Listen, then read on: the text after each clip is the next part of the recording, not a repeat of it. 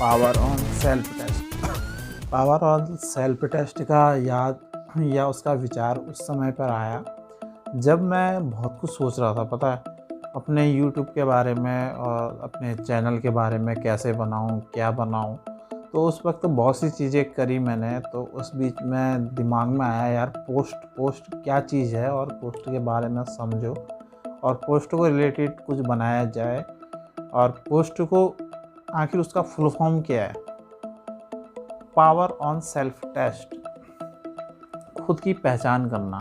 वो थोड़ा अजीब सा लगेगा कि जब मैं जॉब कर रहा था और जॉब करते करते मुझे लगभग 5 साल हो गए थे, और इन 5 सालों के बीच में मैंने बहुत कुछ देखा और बहुत कुछ समझा कि जब मैं स्टार्टिंग में जॉब करने आया था तो मैं ये सोच के नहीं आया था कि मुझे पैसा कमाना है या कुछ करना है। मैं ये सोच के आया था कि भाई लोग मालिक कैसे बनते हैं और उनकी क्या सोच रहती है, क्या उनकी एक्टिविटी रहती है, किस तरीके से वो अपने अदर वर्कर को संभालते हैं या उनके साथ किसी भी चीज़ के बारे में कोई डील करते हैं। अगर मैंने स्टार्टिंग में ही सोचा होता है कि मुझे पैसे कमाने जाना है और मुझे पैसे कमाने हैं, तो शायद मैं पैसा नहीं कमा पाता। आज मैं जिस पोजीशन पे हूँ शायद उस पोजीशन पे नहीं रह पाता। का ना एक अलग से अपना और मकसद होता है कि एक अच्छी खासी पोजीशन पर अपने आप को पहुंचाना, वह उसके काबिल बना पाना।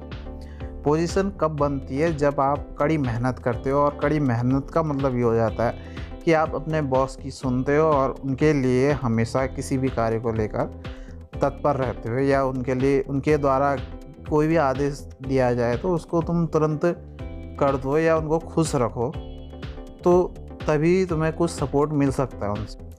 वाकई में ना लाइफ में आगे बढ़ पाना बहुत मुश्किल है यार।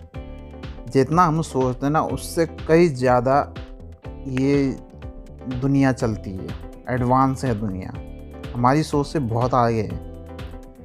हमें लगता है ना कि यार क्या जॉब है, क्या काम है, क्या करें क्या नहीं करें।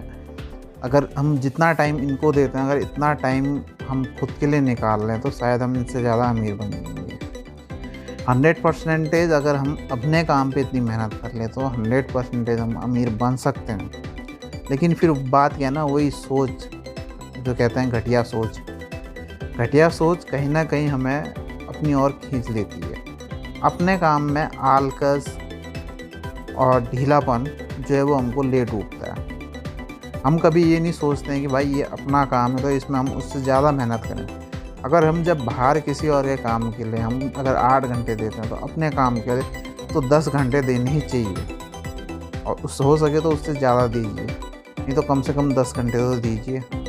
लाइफ माहौल कैसा बन रहा है, नहीं बन रहा है, क्या चीज़ की ज़रूरत है, नहीं है हमें, वो सब चीज़ के बारे में कौन सोचेगा? काम हमारा है और हमने खर्च किया हुआ है, तो उसको कैसे निकाला जाए, वो सब चीज़ के बारे में हमें खुद सोचना पड़ेगा। तब जाके हम कहीं उस सभी चीज़ों के बारे में कुछ आगे कर सकते हैं।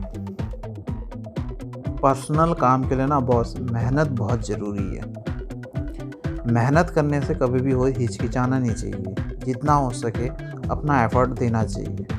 कभी भी हो ना, जब हम किसी के पास काम करते हैं तो हमें ये नहीं सोचना चाहिए भाई कि हमें सिर्फ 8 घंटे की जॉब करनी है या फिर हमें सिर्फ लिमिटेड काम करना है। जब हम बाहर जाते हैं ना, अगला आदमी हमेशा यही सोचता है कि भाई मैं 2 रुपये दे के 10 रुपये का काम निकालूँ, और तुम अपने मन में बैठा लो हमेशा कि मैं उसको 10 का नहीं बल्कि 20 का काम दिला के जाऊँगा।